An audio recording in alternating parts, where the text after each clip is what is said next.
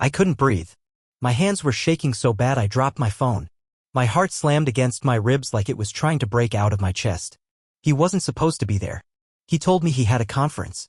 Out of town. Gone for 3 days. But there he was, sitting in the corner booth of the same dimly lit bar I had just walked into. Not alone. With her.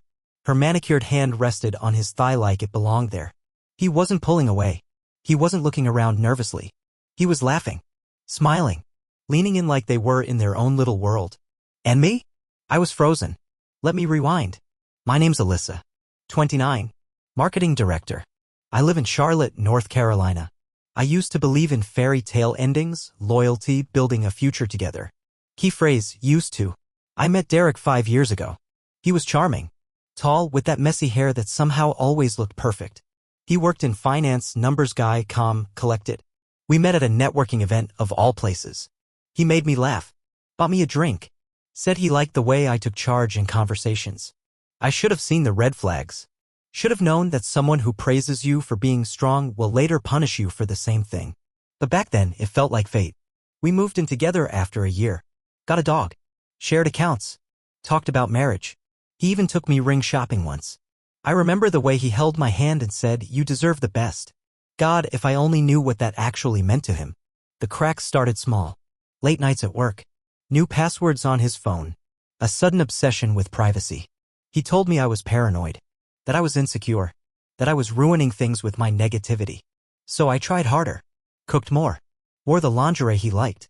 Told him I trusted him even when I didn't. But nothing changed. Until tonight. I didn't go to the bar looking for him. I went to meet my friend Rachel, who texted last minute about drinks after work. She canceled when I was already halfway there. I figured I'd have 1 glass of wine alone and unwind. I walked in and the world tilted. I stood there, in my heels and my fitted blazer, looking at the man I thought was mine with another woman's nails digging into his thigh. I didn't cry. Not then. Instead, I turned and left. I walked back to my car in silence. Drove home like a ghost? I didn't scream or throw things. I just sat in the living room with the dog curled at my feet, staring at nothing. Because the betrayal wasn't just physical. It was the lies. The manipulation. The way he made me feel crazy for asking questions. For sensing the truth before I even had proof. But now I had it. And I was done pretending. The next morning, I woke up to the smell of Derek's cologne. He was home. I heard the front door close softly like he was trying not to wake me. The audacity made my stomach twist. He didn't know I'd seen him. Didn't know I had watched him flirt, laugh, touch another woman like I never existed. I didn't move from the bed. I heard his footsteps, then the rustle of his bag being set down. A moment later, he peeked into the bedroom, his tie loosened, lips pulled into that same fake, tired smile he always wore after a so-called business trip. "Hey, babe," he said, his voice casual like everything was normal. Flight got in late. I stared at him. Just stared. I saw the shadow of confusion flicker in his eyes, maybe even guilt. But he masked it quickly. I wanted to scream. I wanted to rip the sheets off the bed and throw them in his face and tell him everything I'd seen. But I didn't. Not yet. Instead, I said, "Hope it went well," and rolled over. That threw him. He waited a beat like he was expecting questions. When none came, he mumbled something about needing a shower and disappeared into the bathroom. I laid there listening to the water run, the sound of betrayal echoing off the tile. I needed proof. Something undeniable. Something he couldn't twist or gaslight his way out of. Because I knew Derek. He was a master manipulator, smooth, calm, always in control. I'd seen him talk his way out of tough clients, angry bosses, even a parking ticket once, using nothing but that slow, calculated charm. I got out of bed, grabbed my phone, and opened Rachel's text thread. "Hey, last night I couldn't stay, but was that Derek at Clyde's? I swear I saw him with someone, but I didn't want to say anything." He looked close with her. I stared at her message. My pulse quickened. It wasn't just me. I wasn't imagining things. Someone else had seen it too. My reality wasn't a hallucination born from suspicion, it was a fact. I replied quickly, "Yes. I saw him too. I need to figure out who she is." That day, while Derek went about his usual Saturday routine, gym, dry cleaners, grocery run, I stayed home and turned into a detective. I went through old receipts, credit card statements, calendar entries. I checked locations tagged on our shared photo folders, pulled up phone logs. I knew it sounded crazy, obsessive, but I needed answers. And then I found her. A name, Emily Torres. It was scribbled in the notes section of a dinner reservation he made 2 months ago. I'd never heard of her, but I Googled, and what I found made my skin crawl. Emily worked at his firm. Not in his department, but close enough. She was younger than me, fresh out of grad school, all shiny ambition and flirty energy. Her Instagram was filled with gym selfies, rooftop cocktails, and designer handbags I knew Derek couldn't afford on his salary alone. Unless he'd been hiding money. Unless those consulting bonuses he'd mentioned were real, but spent on her. I sat there stunned. It wasn't just cheating. It was a second life, and I was about to unravel every thread of it. That weekend passed in a haze of silence and pretending. I played my part like a well-rehearsed actress, smiled when he asked about dinner, nodded at his updates about work, even laughed softly at his recycled jokes. But inside, I was unraveling. Every time I looked at Derek, I saw her lips on his cheek, her hand on his thigh, her perfume clinging to his collar. It was maddening, pretending not to know, holding in the storm that built inside me. But I needed time. I needed more than instinct and a suspicious reservation note. I needed to bury him in truth so deep, not even his lies could claw out of it. On Monday, after he left for work, I took the day off. I told my manager I had a migraine, which wasn't a complete lie. The stress pounding behind my temples felt like a hammer. Once Derek was out the door, I went into our shared home office, locked the door, and turned into something I never thought I'd become, a spy. I hacked into his desktop. I knew the password, our dog's name, and his favorite football player. He was clever with manipulation, but lazy with tech. His email was open, and that's when I found the motherlode.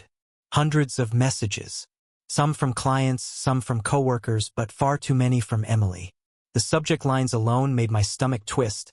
About last night, winking face. Still thinking about you. Let's book the suite again soon. Clicked one. Then another. And another. Each one was like a dagger. They joked about me, called me the roommate, laughed about my cooking, even shared photos of my dog. Captioned, "He likes me more LOL."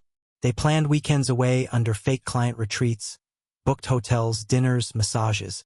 And worst of all, she wasn't just his affair. She was his escape plan.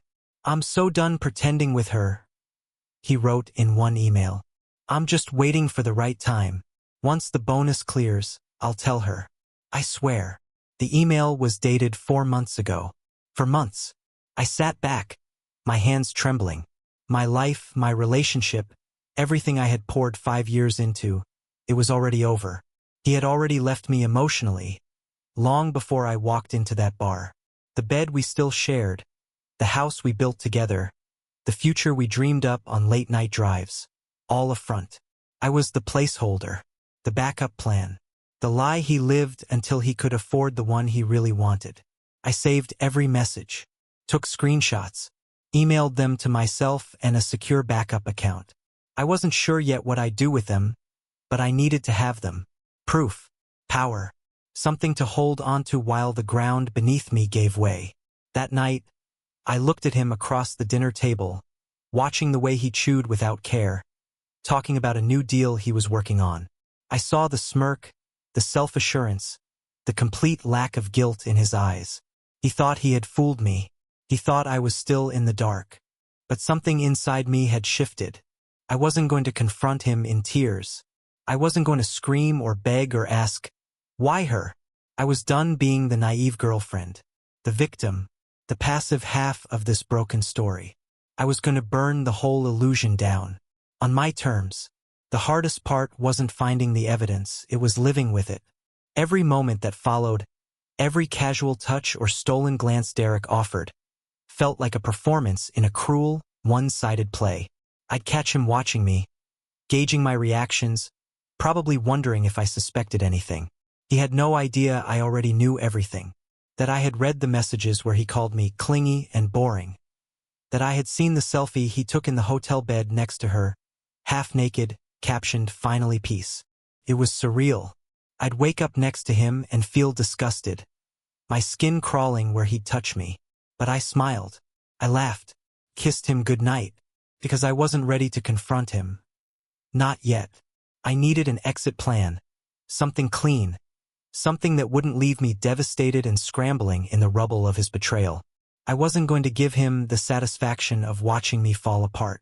So I started to separate my life from his, slowly, surgically. I opened a new bank account and began moving small amounts of money into it. Unnoticeable at first, 20 here, 50 there, things that looked like online purchases or gas station charges. I called my best friend, Taylor, and told her everything. She was livid. She offered to help, to let me stay with her when it all went down. I declined, not yet. But knowing I had someone in my corner made me feel like I could breathe again. I also started packing the less obvious things, sentimental items, childhood photos, my grandmother's jewelry, little pieces of my life that I didn't want to lose in the chaos that was coming. I hid them in my trunk. Told Derek I was cleaning the closet. He didn't even notice. The final straw, though, came one Thursday night. I was in the kitchen making dinner. Derek was on a Zoom call in the office, supposedly with a client. But the door was slightly ajar, and I heard it. Her voice. Soft, giggly, too familiar now. He didn't mute. He didn't even try to hide it. She said, "You know, I kind of like being your secret." And he laughed. "You won't be for long." That was it. Something inside me snapped, but not in the explosive way you'd expect. It was quiet. Cold. Sharp, like a blade sliding into place. The next morning, I called in sick to work again and took the day to finalize everything. I printed out the emails. Booked a moving truck. Scheduled a locksmith. I arranged with Taylor to pick up the last of my things and to help me disappear before he came home. But I wasn't leaving without saying something. I needed him to see the damage. To look me in the eye and realize what he'd destroyed. Not because I wanted revenge, but because I wanted closure. My closure. That night, I made him his favorite dinner. Filet mignon, asparagus, garlic mashed potatoes. I wore the red dress he once said made me look like the kind of woman men would kill for. I poured him a glass of his favorite Cabernet, sat across from him at the candlelit table, and smiled like nothing in the world was wrong. And just before dessert, I handed him a manila envelope. He looked confused. "What's this?" "Just something I thought you should read," I said, sipping my wine. He opened it. Saw the screenshots. The emails. The photo of him and Emily in the hotel. His face went pale. And for the first time in our entire relationship, Derek had nothing to say. He sat there in stunned silence, staring at the pile of truth I had just dropped onto his perfectly curated life. The manila envelope lay open on the table like a fresh wound, and the documents inside, our shattered history in black and white, spilled out like blood. I watched him scan the pages, his expression shifting from confusion to horror to something I can only describe as fear. Not fear of losing me, no. Fear of being exposed. Fear of consequences. Fear that his double life had finally caught up to him in the most unexpected way, from the woman he thought too naive, too sweet, too devoted to ever fight back. He opened his mouth, but nothing came out. For once, Derek, the smooth talker, the manipulator, the man who could sell ice to an Eskimo, was speechless. I leaned back in my chair, crossing my arms. My heart was pounding, but my voice was steady. "I know everything, Derek," I said calmly, almost gently. "Every lie, every hotel, every touch, every plan you made behind my back. I know about Emily. I know what you've been saying about me. I know who you really are." He finally found his voice. "Alyssa, it's not I can explain." I held up a hand. Don't insult me further by trying to twist this. You can't explain away the things I read.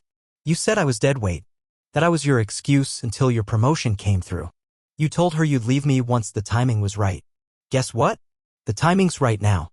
He blinked. That knocked the wind out of him. He looked smaller somehow, like the weight of his lies had finally started to collapse in on him. "I didn't mean to hurt you," he whispered. I let out a hollow laugh. "That's the thing, Derek, you didn't care enough not to. You meant every calculated step. You covered your tracks. You lied to my face again and again while you were building a life with someone else." He reached across the table, desperate. "Please, Alyssa, let's talk about this. Don't do anything rash. We've been together 5 years. Doesn't that count for something?" I looked down at his hand like it was something filthy. "It counted. I counted. But you threw that all away the second you decided she was worth more than me. I'm not staying here. I'm not giving you another chance to break me." He stood up, panic rising in his voice. "Wait, where are you going?" "Home," I said quietly, rising to my feet. "Just not this one." He followed me to the front door, still talking, still trying to spin his web of excuses. But I didn't stop. I picked up my overnight bag, already packed and waiting. Taylor was pulling into the driveway just as I opened the door. I turned to him one last time. You don't have to worry about lying anymore, Derek. You're free. You got what you wanted. And so did I, freedom.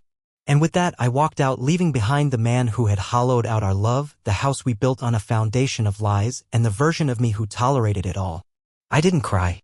Not yet. Because for the first time in years, I felt something else. Power. Taylor didn't ask questions. She knew better. She just gave me that silent, fierce look only true friends can give, the kind that says, I've got you no matter what. As I slid into the passenger seat of her car, the weight of what I'd done finally began to sink in. I had left. Really left. No plan to go back. No second thoughts. Just me, a small bag of essentials, and the thick, choking silence of starting over. We drove in silence for a while. The city lights blurred past the window, but I didn't really see them. My mind was still back there in that house. That tomb.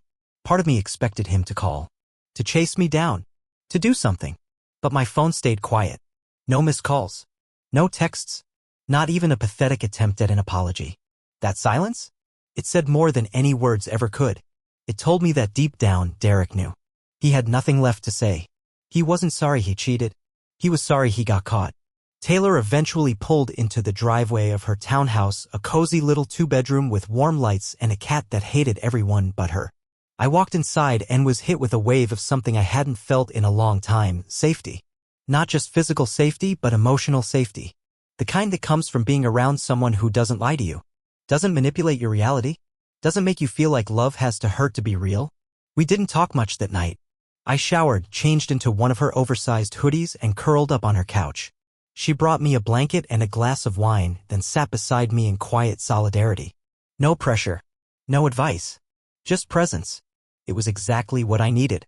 And then the grief hit. Not the loud, sobbing kind. No, the quiet, suffocating kind.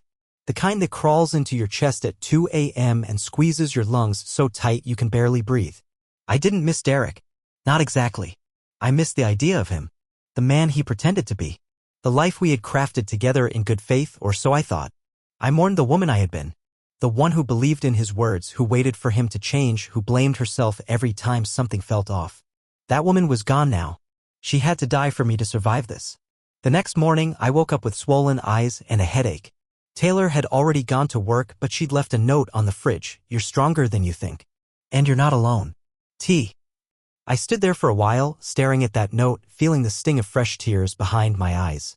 Not because I was sad, but because I finally believed it. I wasn't alone. I called my boss, explained the situation in vague but honest terms, and asked for a week off. She was shockingly kind. Said to take the time I needed. I could hear real concern in her voice, not just professional politeness.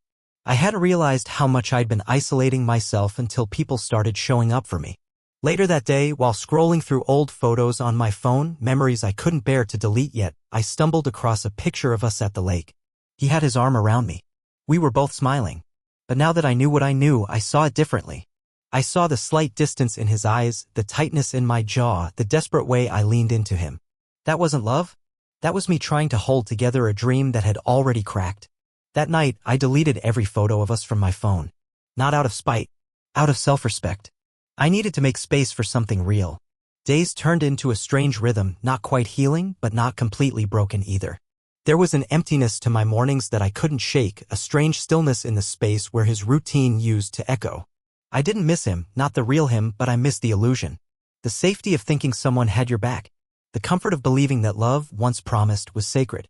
It's a brutal thing, mourning a relationship that died long before you knew it was gone. I spent those days doing the things I had abandoned while living in the shadow of his needs. I went on long walks. I journaled. I took up yoga again, even if my body felt stiff and uncooperative. I read books I'd been meaning to finish for years.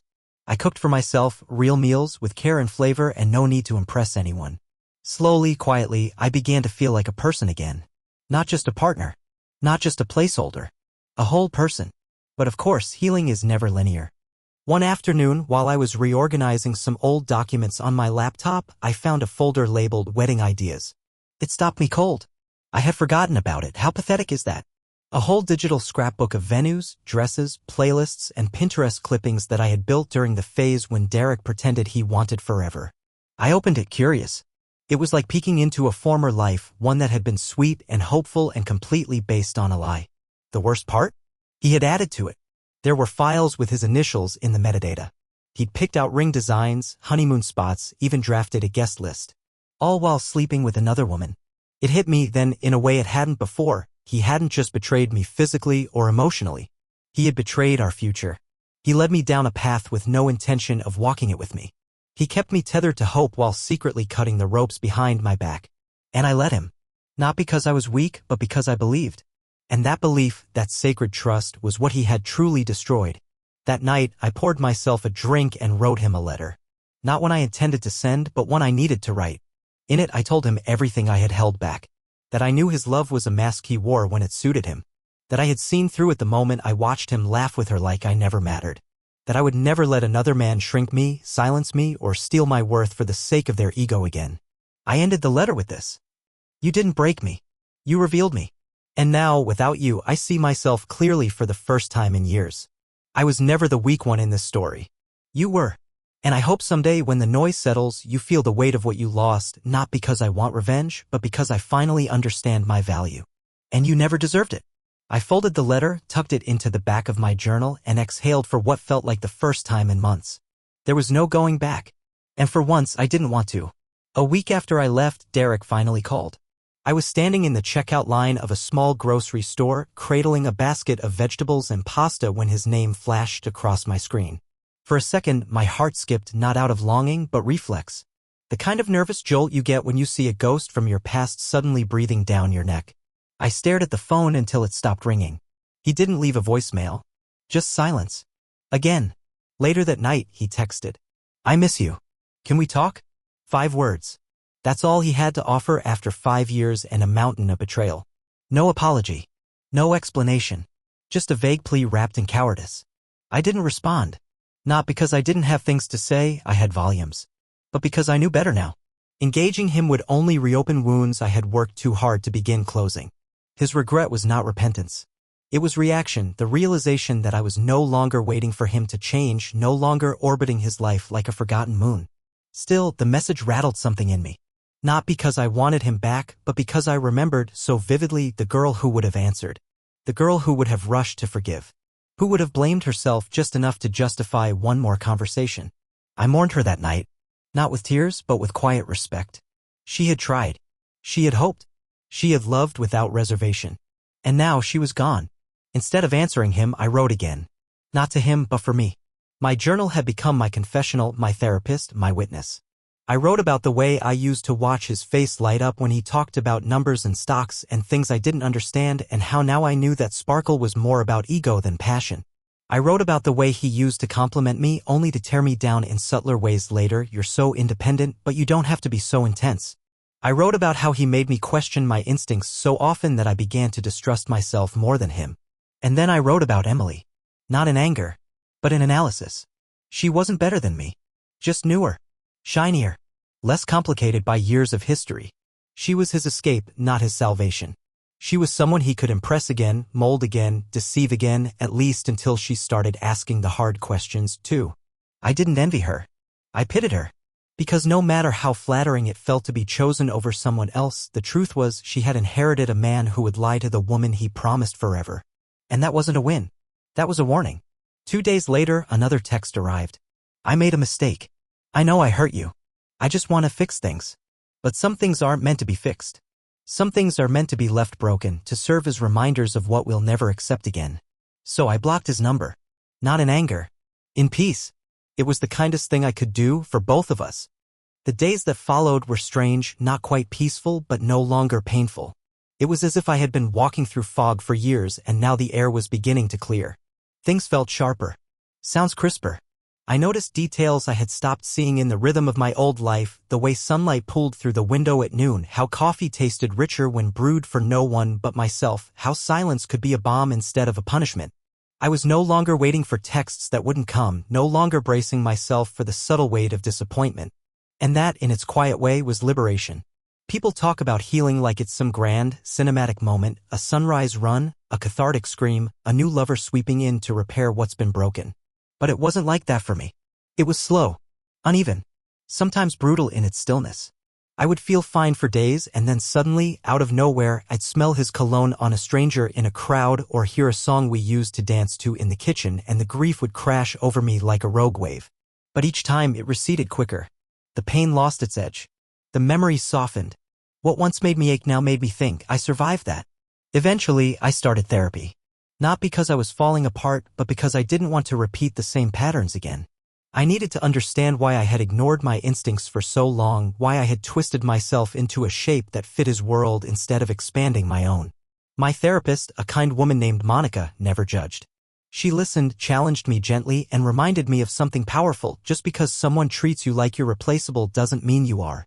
We talked about trust. About why I gave it so easily to a man who hadn't earned it and withheld it from myself who had sensed the truth all along. We dug into my past, my childhood beliefs about love, the way I'd been taught to prioritize peace over truth. Slowly, I began to rebuild my foundation, not on hope or fantasy or future promises, but on self-awareness. On boundaries. On honesty, no matter how uncomfortable it might be. One night, months later, I found myself sitting on a rooftop bar with Taylor, watching the city glow beneath us. She was telling a story about a bad Tinder date, and I was laughing, not the polite kind, but the kind that bubbles up from your chest and spills out before you can catch it. I realized, mid-laugh, that I hadn't thought about Derek all day. Not once. And it hit me like a quiet revelation. He wasn't my ending.